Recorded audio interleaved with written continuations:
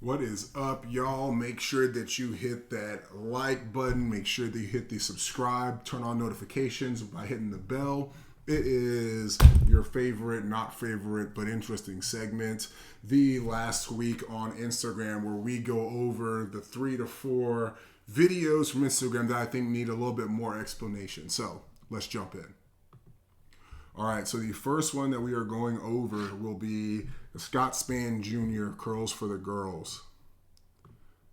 All right, so what we see here, when I got to college, right, I was the third fastest breaststroker out of high school that year. Nick DiNicenzo was also in my recruiting class at UT, and he was number one. Excuse me. Allergies going crazy. And with Eddie, once you do your scheduled lifts, you're allowed to do extra lifts, right? So Spann takes me aside and shows me basically the curls lift. So you have hamstring curls, you have, we did toe raises too, but hamstring curls, bicep curls, and forearm curls. And those are your breaststroke muscles.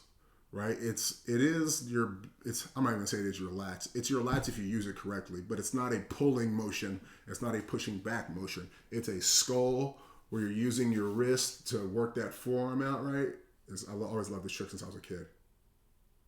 Right, and you just can make the full forearm contract, where you press. Right, this is cool. But anyway. Forearm curls, get those strong wrists going. Your bicep curls, because when you're doing breaststroke, you're going to out sweep, and then you're doing that upside down bicep. Wow, that looked crazy. The upside down bicep curl, right? The side skull, that's your bicep muscles. And then, of course, your hamstring curls, because you got to get those heels in and out, right? And your hamstrings and your calves to that degree also. The contraction of that, and I guess the glute relaxing, which would be the front, whatever's in the front of the hips contracting. Your hip flexor, I think is what it is, right? Those need to be able to come in and out quickly. So those are like the breaststroke lifts. And Spann was like, this is what you need to be doing. I've obviously taken that into hyperdrive. I wanted to say something else, but we got the enhanced game, so I'm trying to, you got to stay off the radar of the popo, you know what I'm saying? But yeah, that's why the wrist turn is such a big piece of the breaststroke, which when done naturally or correctly, it's going to naturally cause that bicep curl, that high elbow catch from freestyle, where the wrist has to turn instead of all these breaststrokers out here just massaging the water. Wow, I'm saying something crazy again. We're not about that, right? We want to use our muscles so we can train our muscles to get faster, and we can train them in the weight room, in our strength training, to get faster, right? You give your athlete complete control over what they're doing and their ability to control their destiny. So shout out to Scott Spann. All right, up next we have the race strategy. Now, I wasn't going to do this one, but so this is something that is very important to me. Because, I guess y'all don't know, when I swam breaststroke at UT my freshman year, it went to absolute garbage. Eddie changed a lot of stuff in my stroke. Some things about the pull I kind of didn't like, so I, didn't make sense. So I kind of tweaked them a little bit and made my own thing out of it.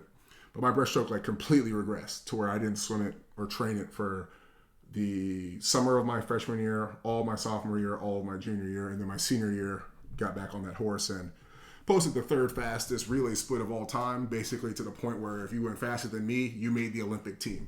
Okay, they call me the gatekeeper. You know what I'm saying? Same with the 200 freestyle. You went faster than me, you made the Olympic team. The big homie. You know what I'm saying? You shall not pass. Yeah, I was that guy. Shout out to Gandalf. Shout out to the Balrog. I forget what the dwarf's name is, whose place they fought at, which is that's actually the inside of a cave, where Gandalf becomes the white and fights the Balrog. Yeah, that's like the old dwarf king. But anyway, sprint timing. When you are doing breaststroke pull, right? So Eddie used to have us put these tires, these inflatable tires like this big, and you twist them like a certain way to make them stay on your ankles.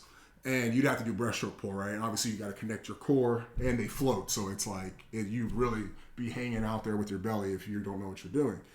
And my junior year, summer of my junior year, maybe the fall, not the fall, the winter, I started training with Brendan and Eric Friedland, right? And not Scott Spann, but Vincenzo.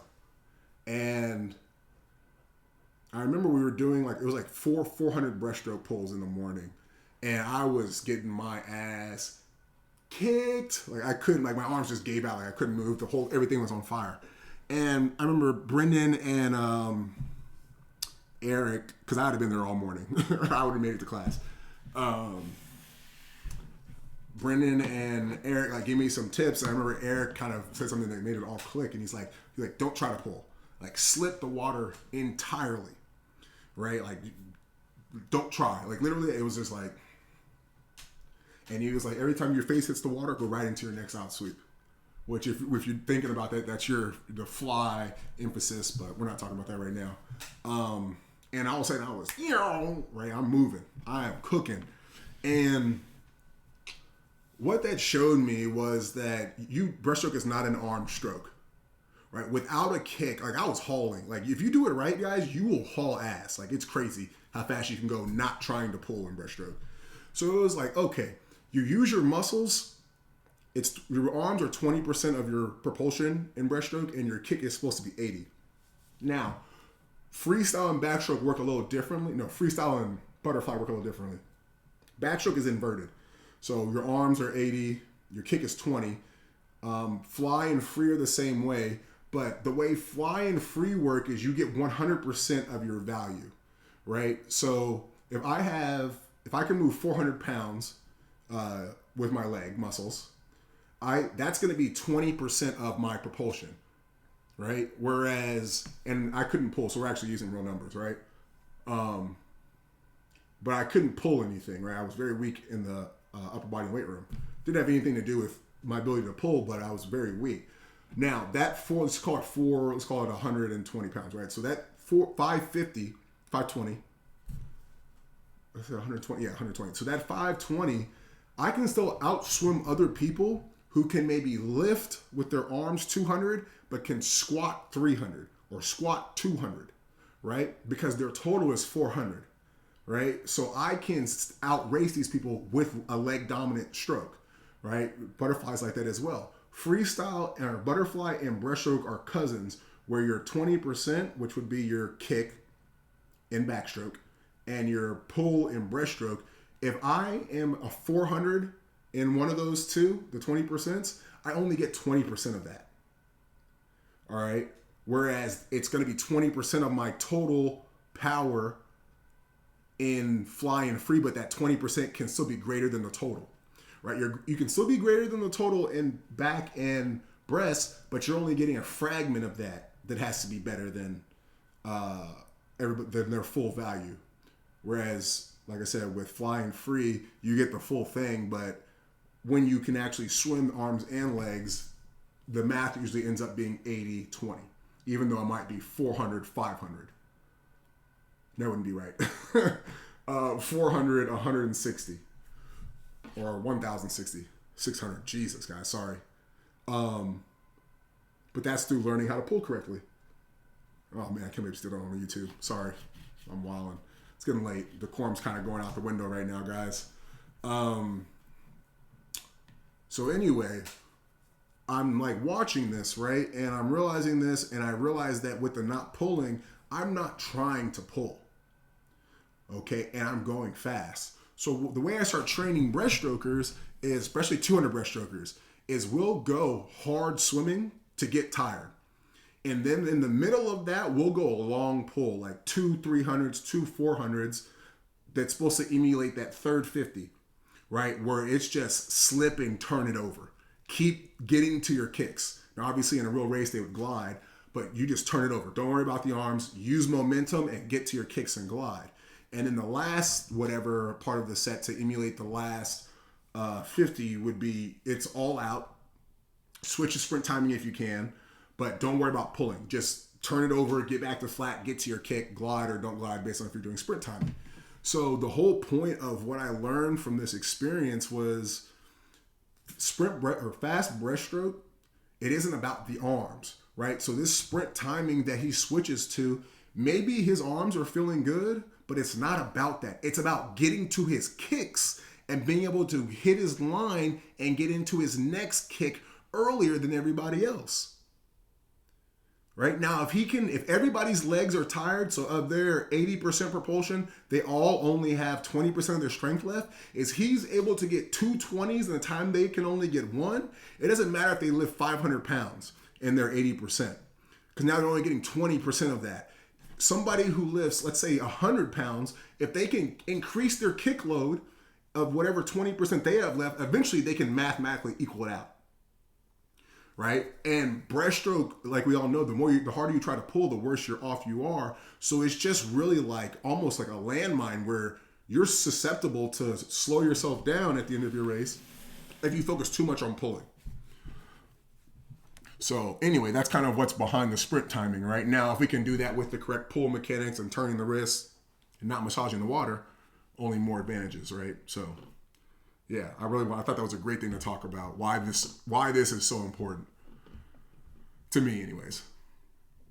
Because it ain't about the fact that he switched. It's about that he like they didn't stand a chance. You know, I love that type of dominance where it's like it's just hopeless. Like you just quit. It's hopeless. If you're doing DPS timing and I'm doing sprint timing, we're both tired. Quit. It's over. The race is over. You just mathematically can't get as many kicks in. Or I'm going to get more kicks in the same time you get one. And it shows. Like, it's over. Like, he had to have been smiling like, oh, my God, they're not switching. Oh, my God, they're not. And he's like, it's over. I got this. And then that confidence swell. And I love the race. Shout out to Josh. Okay, our next one is... We're going to talk about the... where is it? This one, the Peirsol one. But I want to talk about this one first. Now, the reason why, okay, so when I'm watching this right in real time, the moment I saw that flip turn, Bobby's flip turn with like how snappy it was, I was like, oh, this is over.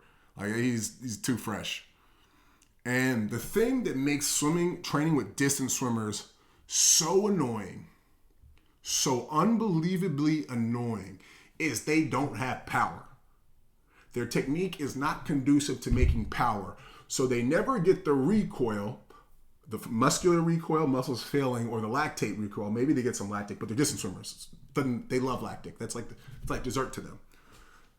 They don't get the recoil from doing sets the right way because they're not using their muscles. So they have I almost cussed.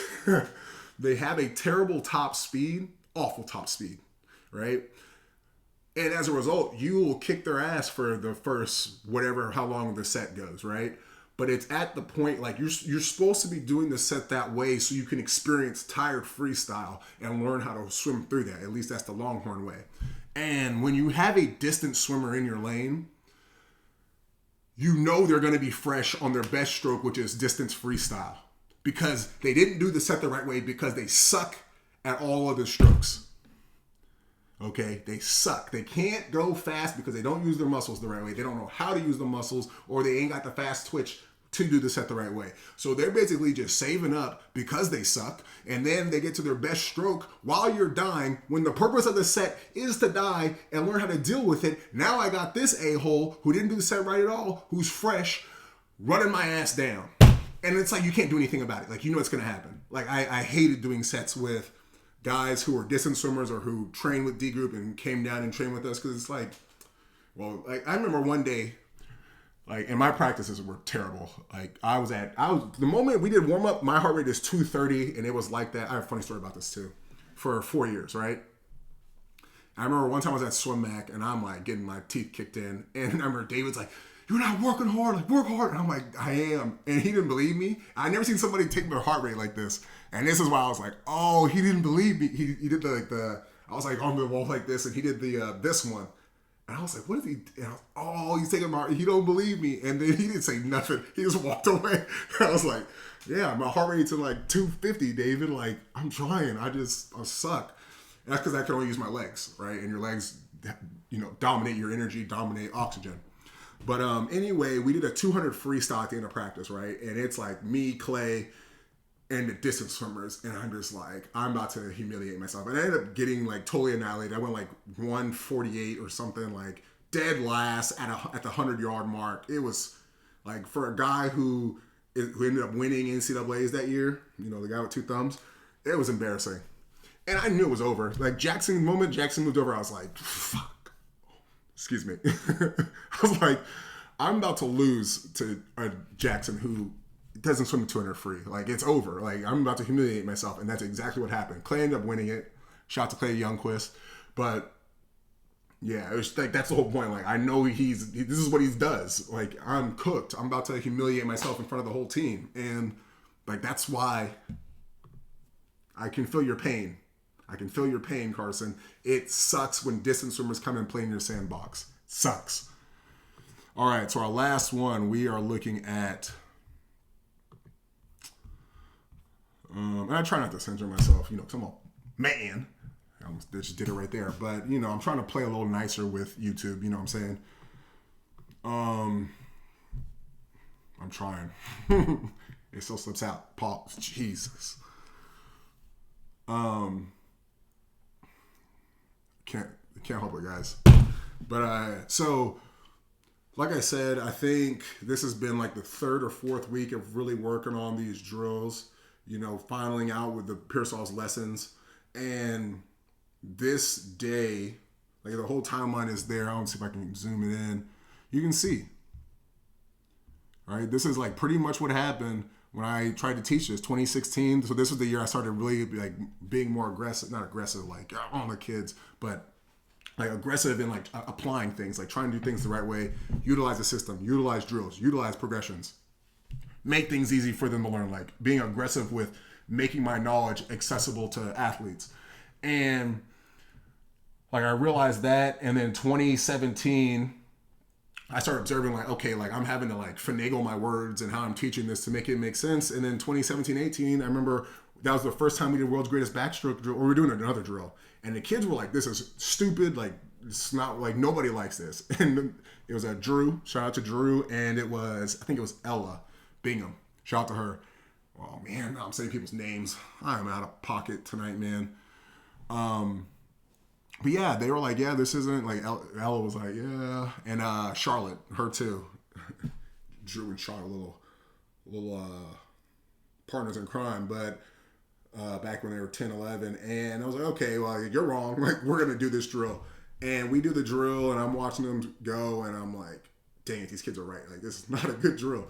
So we made World's Greatest Backstroke drill, and we started doing it. And that was kind of the first time I realized, like, looking back at it, I knew I was onto something, because when we started doing it and the kids were doing it, I started seeing some backstrokers' arms, like, kind of, I don't know if some of y'all have probably seen this, where their arms, like, they recover in, like, a V shape. Like, if they're here. Right? It's like out here. And that's just because the shoulders aren't coming in to be narrow.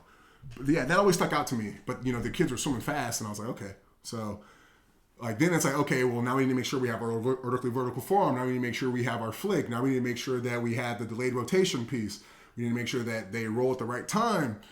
And as I started getting into those individual pieces, the rest of the original World's Greatest Backstroke drill fell by the side. And that's where you can see, like, part 4 here. Abandoning World's Greatest Backstroke drill. The skill parts are good. And then I started like, okay, like, how much can we exaggerate these skills until they break, right? So we end up finding the upper limits of each piece of it that's in the drill progression. We maxed out, stat maxed each piece. And then it returns 2025. And like I said, I spent the last, like, 4 weeks figuring out how to make it work. I guess beginning of May, so it's more than that, about 5 weeks. And it's at the point, so at this point, like, they all are aware of what they're supposed to do with each progression, with each part of the progression, and now it's just getting the right shots to make the actual course content. So, yeah, it'll be done. I think I said the 16th is when it'll be done, probably before then. I'm ahead of my scheduling stuff for this week, and it's only Monday. So, yeah, I'll probably get that done probably by Wednesday or Thursday, if I'm being honest. And aggressive, right? Aggressive in getting this done. But yeah, it's such a, and then like, so the kids just swimming in meet this weekend and just drop bombs. So it's like, it's not even like completely refined. Like everything else I've been teaching for a long time, like 8, 9, 10 years. I just figured this out after the 7 years.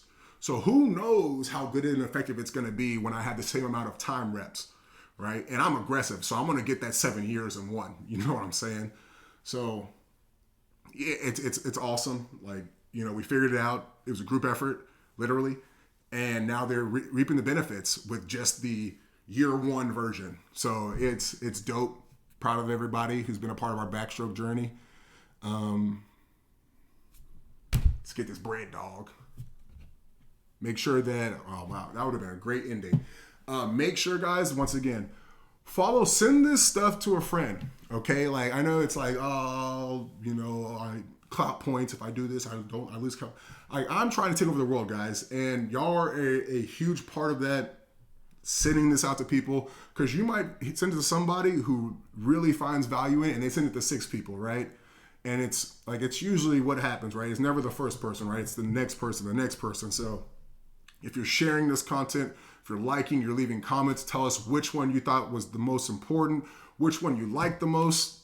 If I need to have a little better decorum, let us know in the comments. Like everything that y'all do supports what we're trying to do with Rakely. And somebody in my comment or in my DMs dropped the perfect compliment, because like I built this because on the club team that I was on, like we needed, like I wanted to, I'm not gonna say we, I wanted to be a gold medal team with a 200 person team, and the Virginia Gators right then at the time, they were like a 250 team. So they were like the model. And I was like, if they can do it, we can do it. But we need advantage to make up for our shortcomings in our resources. And, you know, this was it. The Rakely Technique Solutions was it. And it's just like, anyway, the comment this guy said, he says, I'm 5'10", but you have done more to level the playing field than any coach I've ever seen. And it's just like, I teared up a little bit, but it's just like that's the goal. You know, that's the goal. Like even though I was there, like we'd have kids who were lower level than the group above them, and they start beating the kids above them.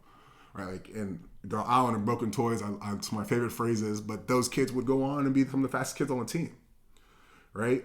And it's just like, that's the purpose, right? To give everybody a chance, and to give the people who want to be good but need the technique, and maybe they have like me, like they have the size but not the gift, right?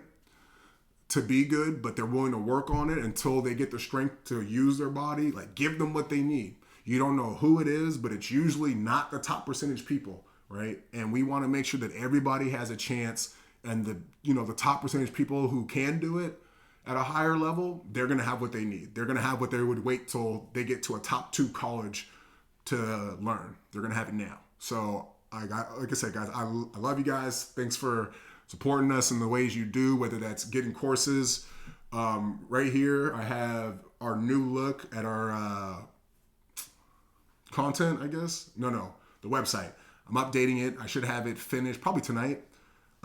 If y'all want to go there and get the courses, it explains everything that goes on to there, like what you get, why it's important, why it works, what people think about it, right? The testimonials when they use it.